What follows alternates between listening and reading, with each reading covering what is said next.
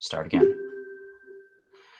Hello, everyone. Welcome one, welcome all to the next episode of conservation of energy. Again, we're only focusing on mechanical energy in this episode. We'll move on to the other ones in future episodes.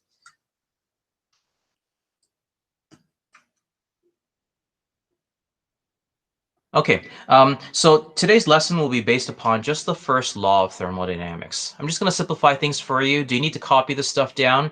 I think the only thing you need to write down is probably the first part, and that's it. You may be familiar with the first law of thermodynamics, which states that energy cannot be created or destroyed, but can be converted from one form to another. That's all you need to know. Okay, energy cannot be created or destroyed, but can be converted or transformed from one form to another. As for the stuff in brackets, if you want to copy it down, sure, by all means. Okay, total energy of an isolated system is constant. And for those that are keen about wondering, what is an isolated system? Do I have pictures for it? I do not have pictures for it. So I guess I'll just draw it out. Okay. So systems can fall into three separate categories. You can either have an open system, a closed system, or an isolated system. All right. And they look rather similar, but there are differences between each one. Okay. An open cylinder is like that of a beaker, right? And you have, let's say, fluid inside of it. Okay, this fluid is able to evaporate away, so you're able to lose matter, and also heat can go away. You can also put a flame underneath, and you'll heat up your fluid. This is known as an open system. A closed system is very similar to an open system, except this time around, you close the lid. You put a lid on top.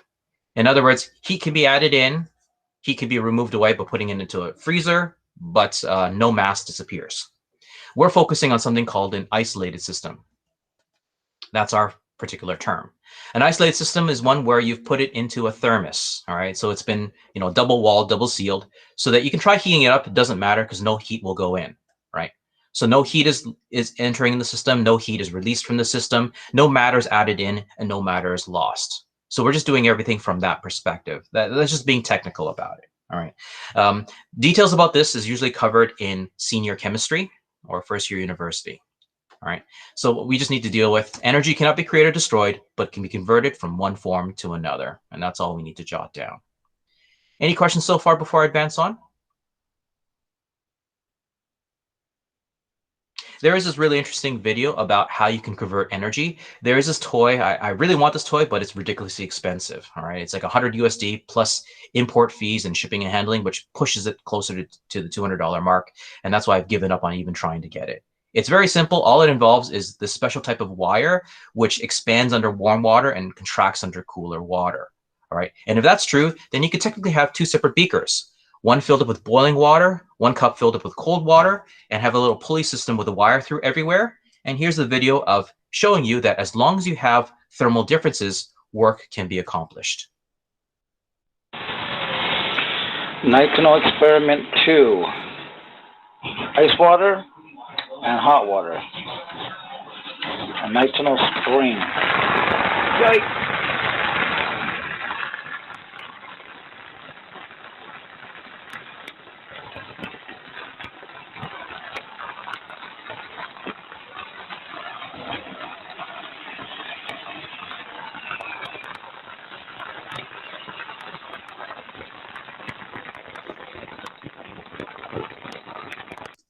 Okay, so that's just a pretty cool demonstration. As long as you have a thermal difference, work can be accomplished.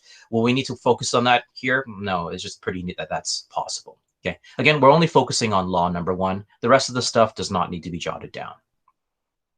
Okay. What we do need to know, and it's the stuff that's written down below, is that the total energy of an isolated system is based upon 2 parts. The kinetic energy the object has and the potential energy that the object has.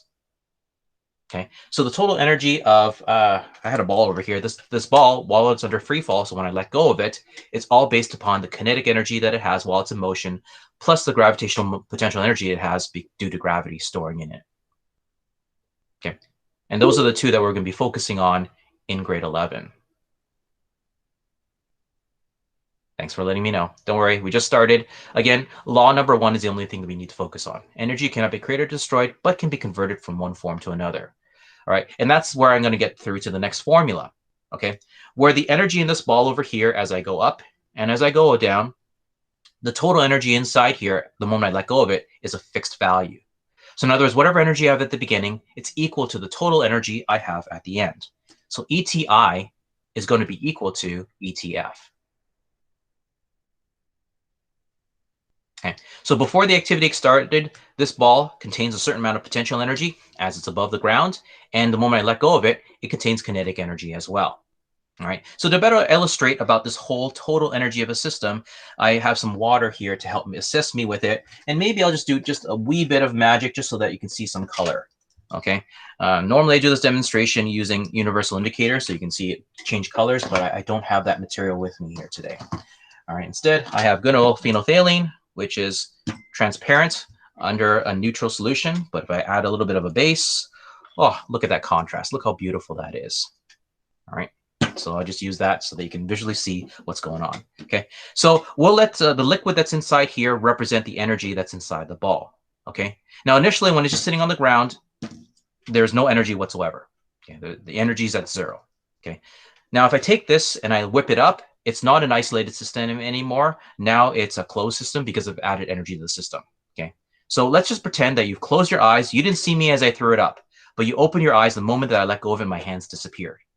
At that moment in time, you're going to see that it's moving upwards. So it contains lots and lots of kinetic energy, all right, while it's traveling upwards. But as it's going up, it's going to lose that kinetic energy and it's going to be converted into potential energy, right into the point where you reach its maximum height. And you'll notice that at its maximum height, it's lost all its kinetic energy because it paused. If you recall, when an object reaches the maximum height, VF goes to 0. So that's this case right here. Okay, it's paused, it's not moving. Now, if there was a bookcase or something holding it up there, then this is the energy that's stored in the ball. However, since it's just up there in the air, it has no reason to stay up there, so it's going to come back down to Earth again.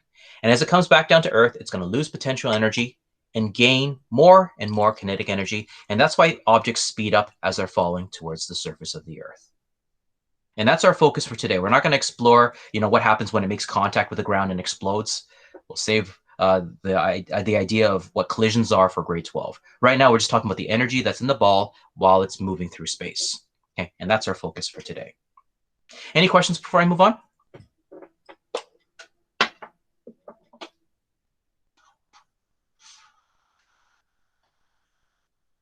Okay, so we can expand all this stuff out to make one crazy, big, huge formula, and I'll show it to you again afterwards. Again, this is emphasizing that the total energy of the beginning is equal to the total energy you have at the end. So at the beginning, you may contain some kinetic energy. So 1/2 mv I squared, I for initial kinetic energy. If you're throwing this from above the ground, it may contain some potential energy. So mg delta hi. Throughout its entire journey, the total energy or the total amount of liquid I have remains the same. All right, I didn't gain any water, I didn't lose any water. So total energy is the same. So at any point in its journey, whether if you're talking about it over here, up there, here, or even down over here, the total amount of energy is the same. So you're going to have the same consequence at the end. It's going to add up to however fast you're moving at the end, plus whatever energy that may be stored up because it hasn't touched the ground yet. Okay, and this is the big mega formula. This big mega formula is not provided for you on any quiz, test, or exam. You'll need to derive that yourself. Okay, so I will tell you that total energy is equal to kinetic plus potential, and whatever energy you have at the beginning is equal to the energy you have at the end, but you'll need to sit down and derive it out. Yes, I will give you EK is equal to 1/2 mv squared, and I will also give you EP, which is also equal to EG, depending on the textbook you're using, is equal to mg delta H. Okay, so this equation I'll give you, this equation I'll give you that, and I'll give you that, but you'll need to derive this yourself. Yes, student, you have a question? Just to make sure, like, I'm reading it right, that's mg delta hi, right? Yes. So m times g times delta hi. Yes, I apologize for my poor penmanship here.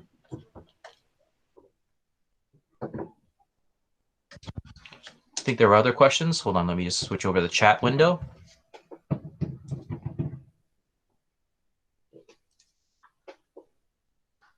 Again, this is all being recorded, so you can watch the video afterwards if you need to. Any other questions, guys? As for timestamp, it's 10:49. We started probably about 5 minutes ago. Okay, advancing onwards. Just another cute story about Calvin and Hobbes, all right, where Calvin decides to throw a snowball. And let's just analyze how the energy is distributed while the ball is in motion. I'm going to start off with an example of a ball just being thrown vertically straight up, and then we'll deal with a projectile path afterwards, just so you can see how the energy is allocated. Okay. In either case, the total energy of the system remains fixed. In other words, whatever energy you had at the beginning will be equal to all the energy at the end. And that's what this last column is telling you. Okay, just reminding you that the total energy of the first two columns is going to equal ET at the end. Okay, so this little bit over here, if you fill it up in the second test tube vial, it will equal to that answer there. Okay, that's all this is trying to emphasize. Okay, but this picture, I'm trying to make it true to life. And you'll notice that I do have some EP over here. Think about why. Remember, this experiment is not starting from ground level. The ball is physically above the ground. All right, so whenever you throw balls, unless you kick it from the ground, normally when you let go of your hand, it might already have a certain amount of height. And you know that height, it can fall from there. In other words, it already contains some potential energy. That's why we have that small value down there. Yes, student, you have a question? Sorry, that was an accident. Okay, no worries. All right, so let's follow through with the animation. I'm going to let Calvin throw the ball up, and you can see how the valves get refilled throughout the activity. So as he throws it up, we're going to start gaining more potential energy, and we're going to lose kinetic energy. And at its maximum height, just observe, you'll see that EK does go to 0 at the very top. Okay, I'll animate it for you one more time, just so you can see that. As the ball is traveling upwards, it's losing kinetic energy, but gaining potential energy. And at its maximum height, EK will go to 0.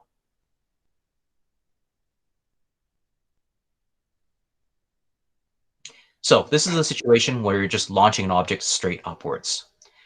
The outcome will be slightly different when you throw it at a projectile angle. For example, in this case here, where Calvin decides to score the smiley face on top of the snowman.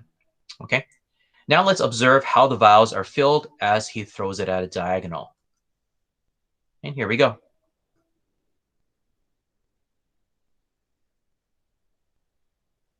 Okay. Again, I'll animate it again, and this time around, again, pay attention to EK. Does EK ever go to 0 in this case here? Rewind back. All right, launch away.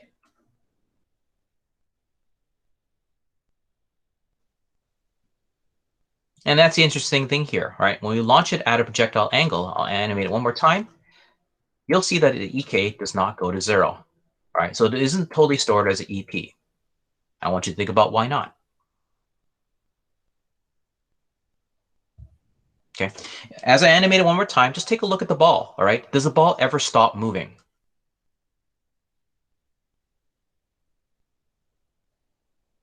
What is true is that, yes, the ball will stop elevating, right? There will be a point where, as I animate it, it's going to stop going up. At its maximum height, it's still moving in the forwards direction, all right? And as it's still moving in the forwards direction during its projectile path, it still contains kinetic energy at the top. And that's why you'll see that the EK, even though it's decreasing, it doesn't go to 0.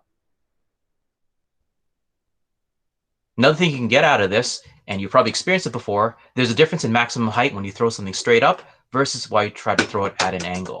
Because when you throw it at an angle, it won't reach as high as you would if you just tried putting all your effort and throwing it straight up into the air. Okay, so I hope you can better appreciate how the fluid of energy flows whenever you're throwing something around. Any questions so far before I move on to the mathematical aspect?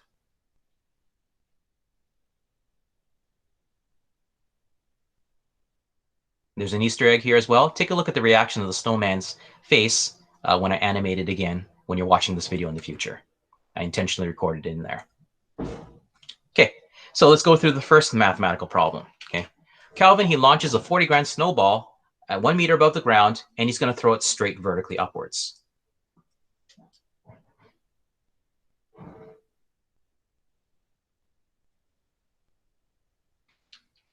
The last equation is just emphasizing that the total energy of the system is equal to the kinetic energy plus potential energy. It was just re-emphasizing that one more time. The long equation, I'll show it to you at the end of the slide anyways. You're going to get to see that again afterwards. So don't you worry. Okay, so let's get through example 1A. Calvin launches a snowball 1 meter above the ground. All right, and as he's launching it 1 meter above the ground, it does contain some potential energy. Okay, so let's go and crunch through this. Just as a reminder, guys, that energy is a scalar quantity, so we don't need to worry about direction.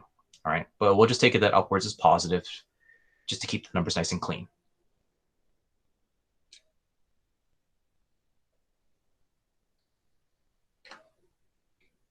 Okay, so at the moment he lets go of the ball, again, is a meter above the ground, so it does contain potential energy, and it also contains kinetic energy now.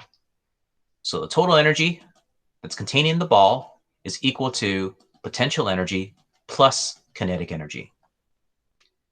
If you want to state it like this from the get-go, you can as well, which ET is equal to mg delta H plus 1/2 mv squared. All right, so you could have started with that as well, and that's perfectly fine. We then sub the values in. If we don't write the delta, on a test, if we don't write the delta, is it okay? Or make it a habit right now. How about that? Just make it a habit to write down the delta. Would I really be that concerned? Probably not, but just make it a habit right now. Okay. Again, there are more semantics to what's going on here, and in a future episode, we'll talk about the proper way of doing this. This is just from the grade 11 perspective. All right, so this is how a grade 11 student will interpret what's going on. Okay, so the mass, again, we need to make sure we convert it into kilograms. So 0.040 kilograms multiplied by, we're assuming we're doing this here on Earth, so 9.81. You could write it down as meters per second squared, but again, just so that the units will cancel out properly, it just makes more logical sense to write it in newtons per kilogram. You don't have to, but it just makes more logical sense. It's currently a meter above the ground. That's why there's a delta H. It's just to remind you that, start off the ground and now it's at 1 meter above the ground. We're going to add it with 1/2 times the mass of 0.040 kilograms times the speed of 30 meters per second.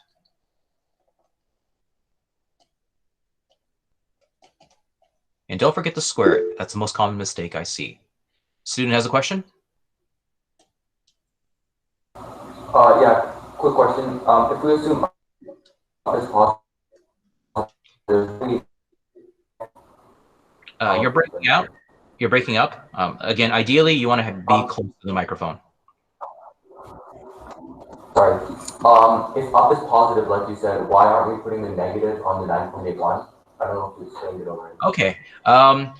Now, here's the problem. When you put in the minus sign over here, it's going to throw off your calculations because now you're going to say that at this height over here, it contains negative energy. Okay.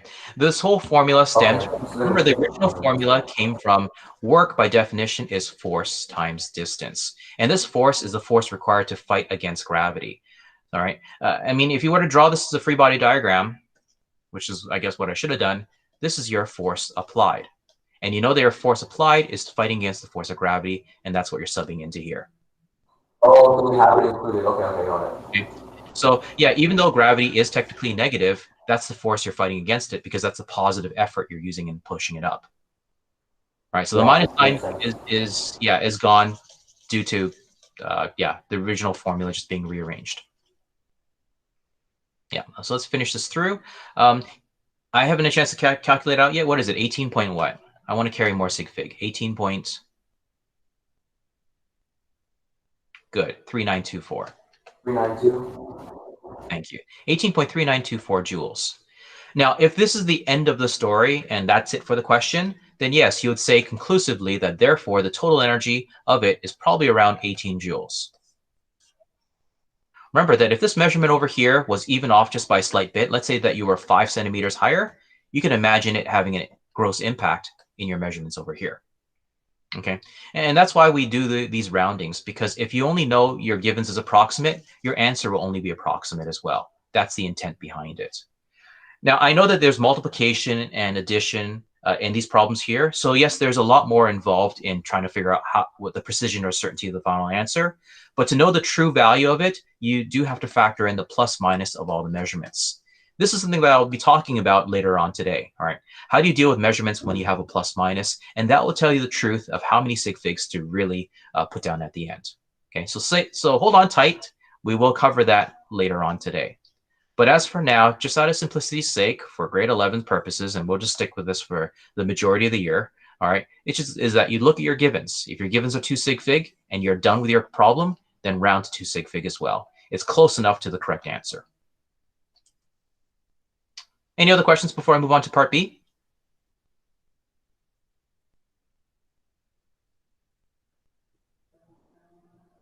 Okay, so moving on to part B now.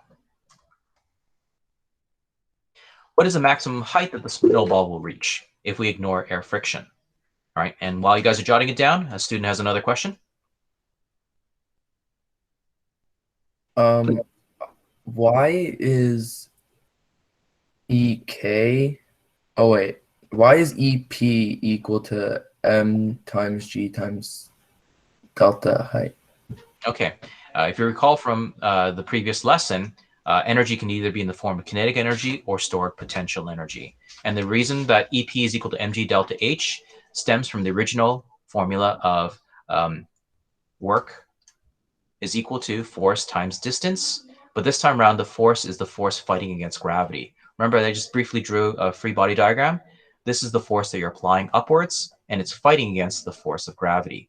So therefore, F is also equal to mg. And instead of delta D, since we're lifting up vertically, it's mg delta H. We're assuming that the work starts from ground level. So if you lift it up from ground level up to a certain height, now it's going to contain a certain amount of potential energy. So that's how the formula was derived. That's why EP is equal to mg delta H. Thanks. You're welcome. Anyone else still need the slide before I move on? Don't worry, 1B, I will show that at the top. So does anyone else still need the slide? I do. Okay. Please let me know when you're done.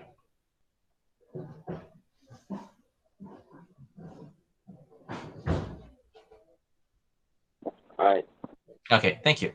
All right, so again, I'm going to bring 1B all the way to the top. It's the same exact question, okay? What is the maximum height that the snowball will reach? All right, and this is the thing to keep in mind. When the snowball reaches its maximum height, it's going to pause for a moment. And when it pauses for that brief moment, you know that your EK is equal to 0 joules. All right, as the speed is equal to 0. Okay, if you need the formula just to verify that, kinetic energy is equal to 1/2 mv squared. So if your v is equal to 0, then it's 1/2 times the mass times 0, meaning that your EK is going to be equal to 0.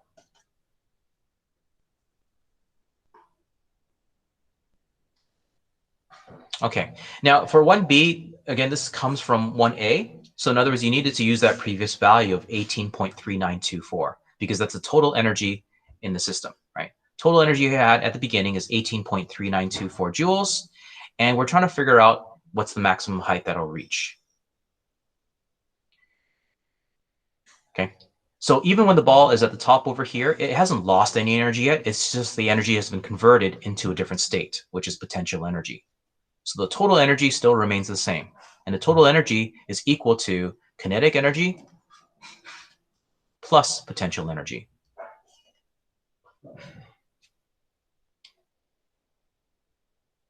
So far, we know total energy, we know the mass, and we know that the speed's going to go to 0. In other words, we can just isolate for delta H. Preference is up to you right over here. If you want to sub the numbers in and then afterwards solve for delta H, you can. Or if you want to just rearrange it, by all means do that as well. For example, when we need to isolate for delta H, first we need to collect like terms.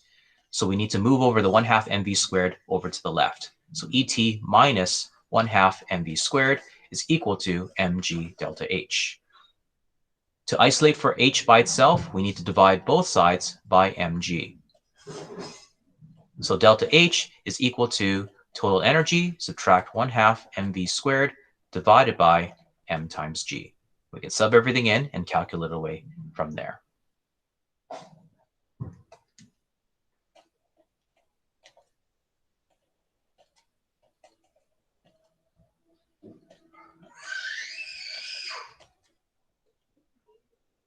Oh, I think I'm wasting a bit of time here. We did say that V goes to 0, so that wasn't even needed, that calculation. That wasn't necessary. Just 18.392 divided by the mass of 0.040. When you say V, do you mean GI? Now this velocity is the velocity final at the final height, right? When it's finally reached the top. If you need additional clarity, then by all means, you can write down the letter F if you need to, right? Because it's the total energy at the end. Again, the reason why it goes to 0 is because at maximum height, you're not moving at all. And if you're not moving at all, when you look at the kinetic formula, EK is equal to 1/2 mv squared. At 0, 0 times any number is equal to 0. Was that another raised hand? Yes. What's the question this time? Why is it not 0.040 times gravity? Because wasn't it m times g? We are rearranging the equation, right? Unless if I made a rearranging error somewhere. Now, if you're wondering why I didn't write down the g yet, it's because I got interrupted while I was writing. Oh, okay, yeah, that's okay. Yes. Yes.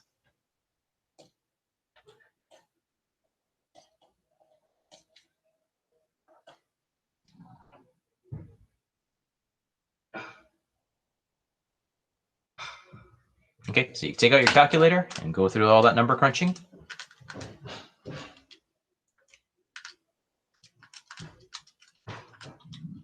And I got 46.87 meters.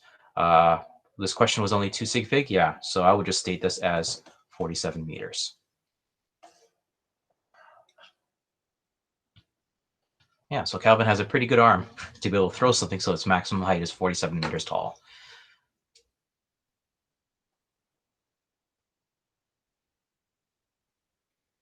Any other questions before I move on to part C?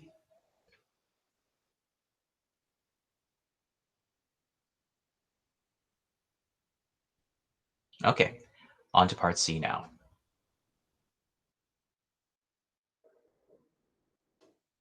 For part C, how fast is the ball falling when it is 15 meters above ground? Again, since this is the same text as what I've written down, I'm just going to move on to the next slide. Okay, so 1C, how fast is the ball falling when it is 15 meters above the ground?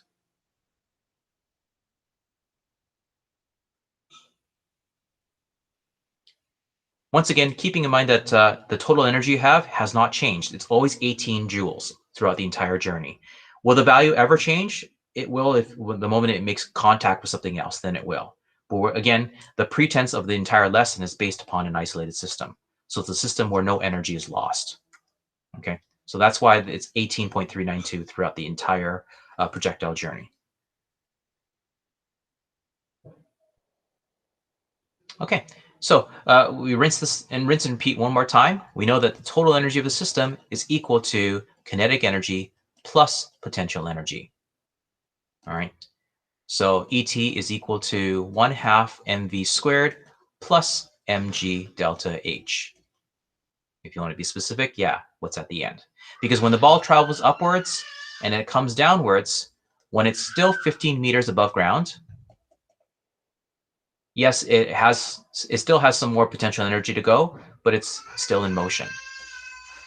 Okay, so all we're trying to solve for is how fast is it moving while it's still 15 meters above the ground. So it's not going to travel as quickly as when it hits the ground, because that's when all the energy is converted into kinetic energy. Here we have a mix of both. All right, so that's why it's not going to be as fast as possible. And it's going to be less than the original launch speed, right? Because when he originally launched it at, I think, was it 30 meters per second? Yeah, when he was originally throwing at 30 meters per second. When it comes back to this height again, yes, it's going to be at 30 meters per second right here. Okay, and it'll probably be slightly greater than 30 meters per second when it splats on the ground down below. It's gained a bit more speed because of that additional meter, right? But we're only concerned about it at the 15 meter mark. That's all we're concerned about here. Okay, so let's go and calculate this away. This time around, we're solving for VF. So we need to collect like terms. We're going to bring over mg delta HF over to the left-hand side. That's equal to 1/2 mvf squared. So when we solve for our VF, that's going to be equal to, I'm going to try to do everything all in my head, 2 open bracket ET minus mg delta HF close bracket, all divided by 2, all square rooted.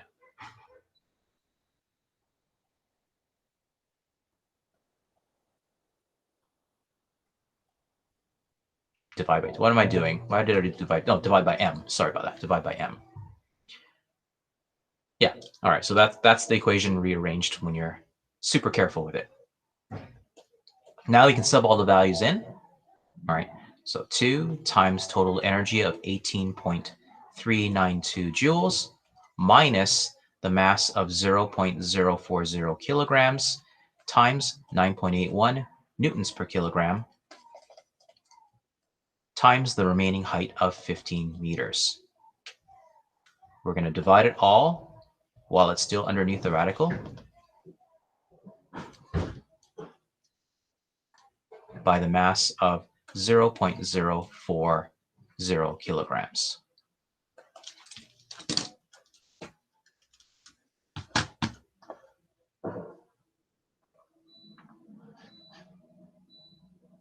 All right, have your calculator handy, and you probably want to do square root, open bracket, and just pay very careful attention to what you're doing. Remember, there's a bunch of stuff in the numerator, so you probably want to open bracket again for everything you're dealing with in the numerator. So 2 times yet another open bracket, 18.392, subtract 0.04 times 9.81 times 15.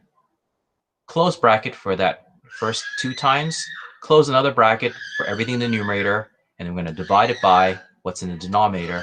And since it's just one value, I'm not going to open close bracket again, but I need to close that last one that I initiated at the beginning. If all goes well, and I'm as excited as my daughter, then the speed will be at 25 meters per second at this height. So once again, the moment that Calvin let go of it, it was traveling at 30 meters per second. It slowed down, it slowed down. It stopped at the top at 0 meters per second. And while it's coming back down, it's going to gain some speed again. Okay. And let me just compare that with my pre-recorded value. Yep, you get 25 meters per second.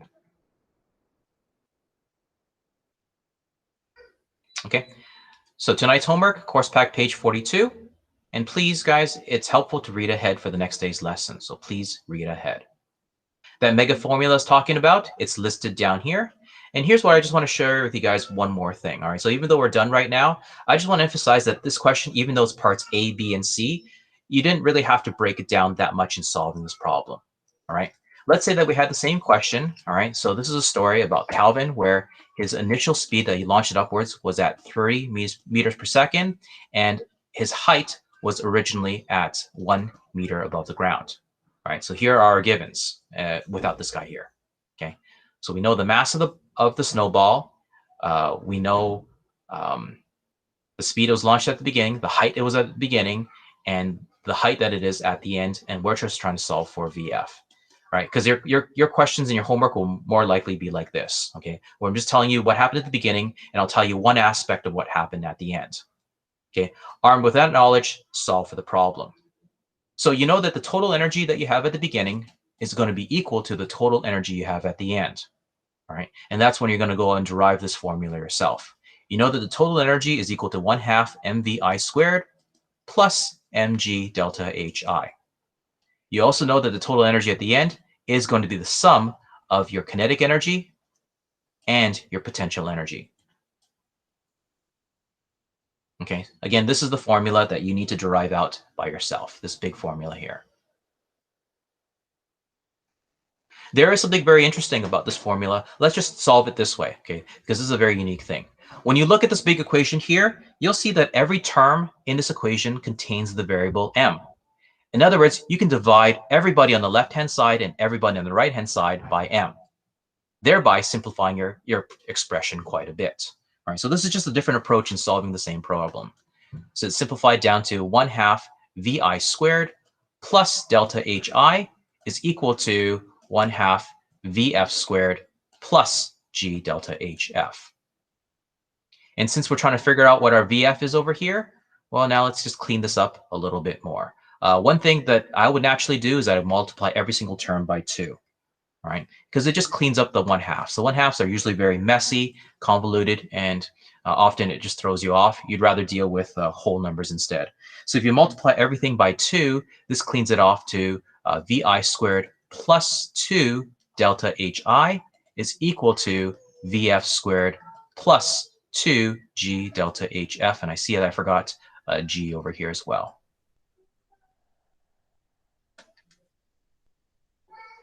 There you go. Okay. Now we can isolate for VF squared. So we know that VF squared is equal to VI squared plus 2G delta HI minus 2G delta HF. All right. And to get rid of the squared, we need to square root both sides. All right. So then my VF, I know that I'm not lining up my equal signs now. I just running out of space. I apologize for that.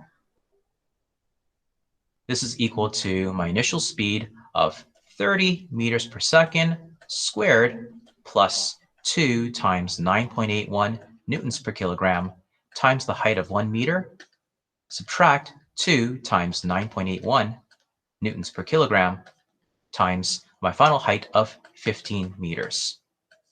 And even though I'm solving this problem in a completely different approach, I should still get to the same answer.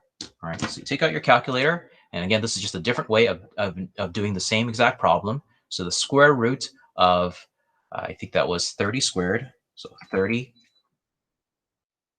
squared plus 2 times 9.81 times 1 meter, subtract 2 times 9.81 times 15 meters. Close it off, I should arrive to the same exact answer. There you go. Right, we were back to the same answer. Of course, it's going to be slightly different than before because we were rounding. Remember the 18.39 something, we rounded it. And that's why there's going to be a difference when you deal with the 5th or 6th significant figure. But since this problem is only dealing with just 2 sig fig, down to 2 sig fig, we're still arriving to the same answer. Okay, at the end, when the ball is coming downwards, when it's just 15 meters above the ground, right over here, it's still traveling downwards at a speed of 25 meters per second. In fact, one thing just to add to you guys, if you remember, everything's symmetrical whenever you throw something. So at that altitude, when you're throwing it upwards, at that point in time, it was 25 meters per second upwards. Okay. So at 15 meters above the ground, it was at 25 meters per second upwards. It slowed down, came to a stop. And while it came back down, at that height, it was at 25, but in the opposite direction. Okay. Because some of you eagle eyes would say, hey, isn't there a plus minus here? And technically speaking, yes, there is a plus minus. All right. Why are we dealing with just a plus at the end? Again, the whole point of this unit over here is that energy is not a vector quantity. We only get scalar answers at the end. And that's why we just have the speed when it's at 15 meters above the ground is just at 25 meters per second. We know intuitively it's pointing downwards, but it's a scalar quantity. So that's why we don't need to worry about that. Can you please explain each step and what you did or the recording when you are done, please? So you want me to stop this and then explain it one more time? Why did I do each step? Because why not? I may as well just erase it all and just do it one more time. Why not? Okay. Again, the problem that you'll normally get here is that I'll just tell you that, little Billy is throwing something up to the air. Little Billy has an arm that's so strong that Billy is able to throw it up at 30 meters per second. Now, the moment that Billy lets go of that ball, the ball is currently at 1 meter above the ground. Big question is, how fast is the ball now when it's at 15 meters above the ground? That's all the question will ask. It may not even ask while it's falling back down. It'll just ask how fast is it moving when it's at 15 meters. And you might understand now that it's going to be a symmetrical answer. All right. When you're 50 meters up, it's whatever answer it is upwards, it's going to be the same value downwards anyways. Okay. So let's start answering this question. And yeah, I'll even take the elongated approach. The whole foundation of today's lesson is based upon this premise. total energy of an isolated system is the same. Whatever value you have at the beginning is equal to the values that you have at the end. Right now, we're only focusing on conservation of mechanical energy, right? There could be other energies associated with the object. For example, if there's dynamite in there and it lets go of it during its journey, you could factor that into your calculations. But we're not dealing with those things. We're just strictly dealing with mechanical energy. And in the universe of mechanical energy, there's only kinetic energy and potential energy. Some textbooks call it EG. Okay, so the total kinetic energy at the beginning plus the total potential energy you have at the beginning will be equal to the kinetic energy you have at the end plus the potential energy you have at the end. And yes, you could do plus something else if you need to factor that in, but that's for the senior scientists. Okay, we'll just stick with this. Kinetic energy that we derived earlier this morning was 1/2 mvi squared. EP is equal to mg delta hi. EKF is equal to 1/2 m. And to clarify to the reader, so you know the differences between the V's on the left and the V's on the right, that's why you have a letter F at the end, 1/2 mv squared. We're going to add it with mg delta hf. Okay, because again, you can see in the problem, we have two sets of V's, right? We have a VI, VF, and we have an HI and an HF. So that's why we need that subscript so the reader knows which one is which. At this point here, you can go through the effort of subbing everything into here. You can. Okay, you can sub it in, and if you do everything carefully, at the end, you're going to get a VF of 25 meters per second. I'm just showing you just a different approach of solving it. That's all. Okay, because one of the unique things about solving these problems, and it's important in your homework, is that sometimes they don't tell you the mass of the object when you're throwing it upwards. All right, and then you start panicking, wondering, well, how can I solve this problem if I didn't know the mass? Interestingly enough, every single term over here has a variable m associated with it. So you could just go off and divide both sides by m. So once you divide both sides by m, the formula cleans up to something that looks like this. 1/2 vi squared plus g delta hi is equal to 1/2 vf squared plus g delta hf. How you decide to isolate for vf afterwards is completely up to you. This is just my recommendation of how to do it, at least the way how I'm used to doing it. Hey man, First, I multiply both sides by 2, all right, so that I can get rid of the 1/2. So I have vi squared plus 2g delta hi is equal to vf squared plus 2g delta hf. Beyond here, since I'm solving for vf, because that's my question at the end of the day, right? What is the vf at the end of the day? Then I can VI. VI, we already know. He throws it up at 30 meters per second. Yeah, but like one, the other two cancel. Oh, never mind. Okay, it's HI, not HF. Okay, I thought they were both the same thing. I was like, well, just cancel them out. Okay, that's why we have the subscript there. Okay, so now that we isolate for VF, VF is equal to, I'm just going to square root it as I'm just doing in my head. Am I missing on anything else? I hope not.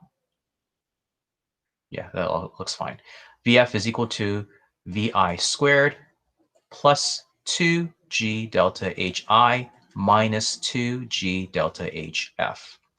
Sub everything in ever so carefully, and you should arrive to the same answer. So 25, well, not 25, 30 meters per second quantity squared plus 2 times 9.81 newtons per kilogram times a height of 1 meter, subtract 2 times 9.81 newtons per kilogram times the height this time round of 15 meters. And again, after you type it in through your calculator, nice and carefully, it will arrive to the answer of 25 point something, something, something. But since your givens are just 2 sig fig, we just drop it down to 25 meters per second and call that the end of the day. Yes. You said that this was an alternative way of getting to the end. What is there like a faster way?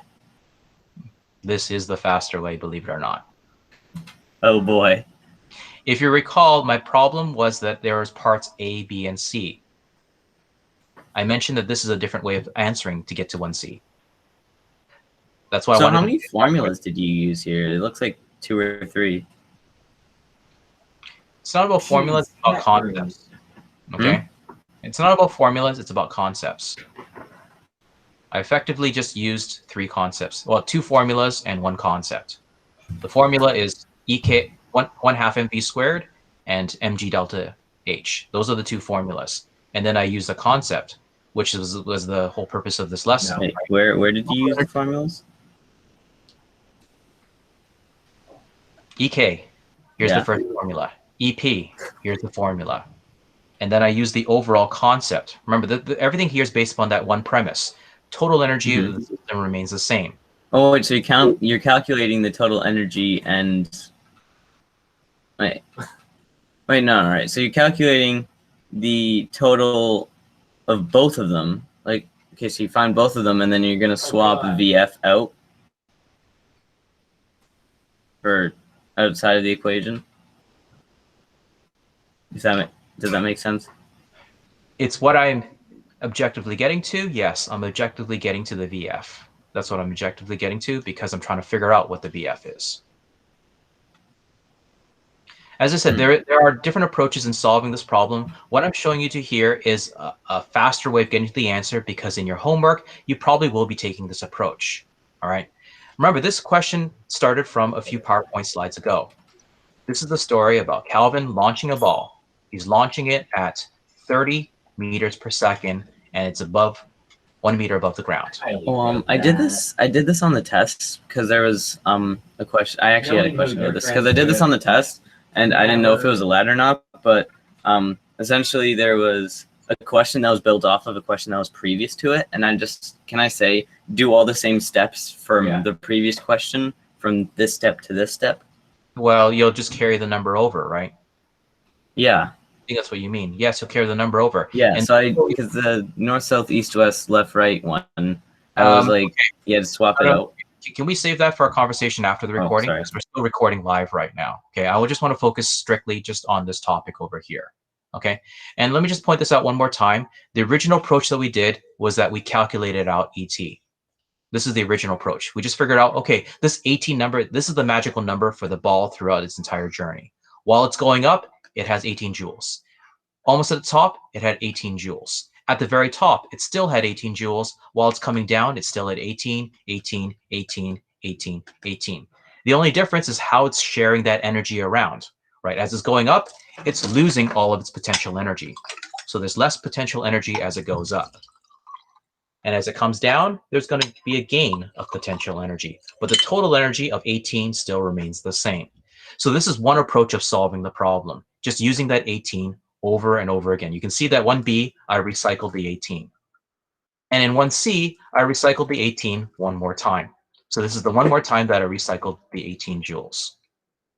Okay, so that is one method of solving it. And as you can see, this is the longer way of solving it. And that part B that I've shown you afterwards, that is the simplified way of solving it. All right, because in your homework, for the most part, I'm not asking you what's happening midway through. I'm just telling you this is what happened at the beginning. Tell me what happens at the end. Okay, so you may want to use that approach. That's why I decided to share it with you. Any other questions, guys, before we end off?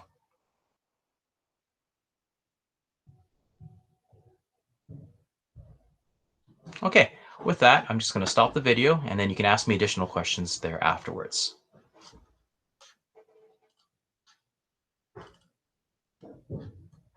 Take care. Do your homework.